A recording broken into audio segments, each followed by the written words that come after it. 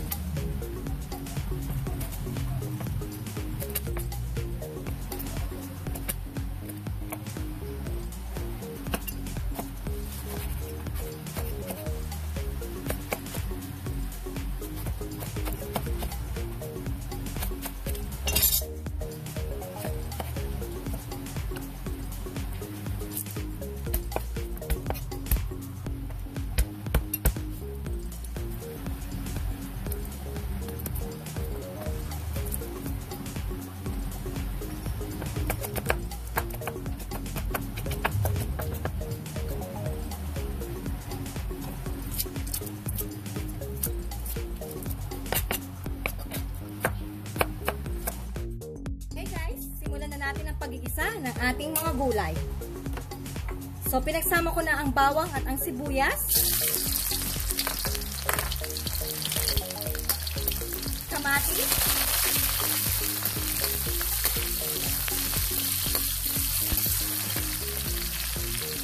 at ang ating chicken meat at pork meat.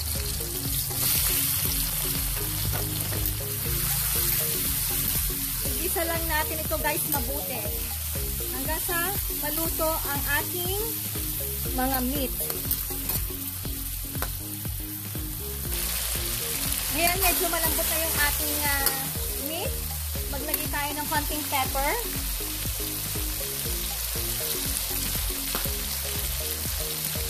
Sabay na rin natin ang gabi, ampalaya,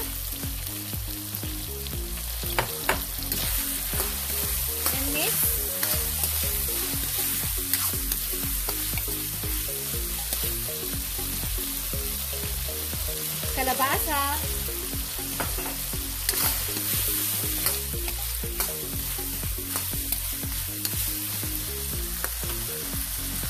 konting salt,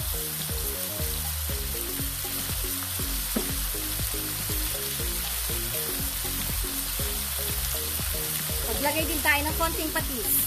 Basta guys, kasi ako pag nagluluto ako, yung tansya-tansya lang, yung tama lang sa dami ng ricado, sa dami ng mga gulay, sa dami ng iluluto. Ganun ako maglagay ng mga pampalasa guys. So, takpan lang natin ito ng mga 5 minutes at ihulog pa rin natin ang iba pang sangkap. So guys, maglagay tayo ng sabaw, ng tubig. Pero yung gagamitin ko ay ang hugas bigas, yung pang-apat na hugas.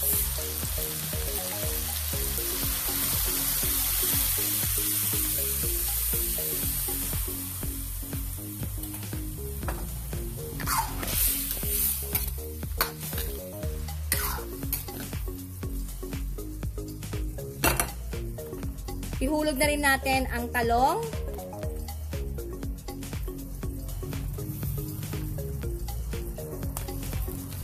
Gulay. Kung alam nyo guys kung anong gulay to, but dito sa aming lugar, ang tawag dito ay bulay.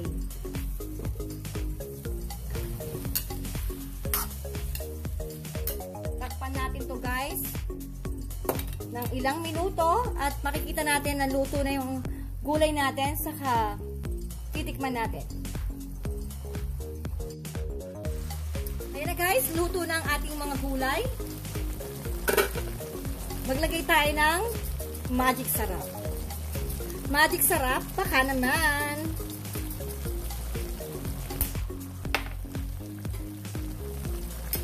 Luto na rin ang mga meat. Pwede na rin natin itong ihain guys.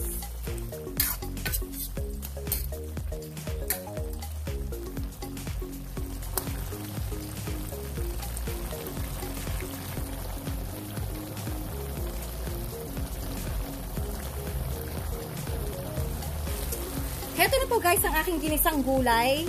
Sana po magustuhan nyo kung paano ako magluto ng simpleng pang-ulam. So hanggang sa susunod po muli guys sa aking cooking show. Kung nagustuhan nyo, please hit the button, like and subscribe. So salamat guys. Hanggang sa susunod po muli. It's me again, Sonia. Bye guys!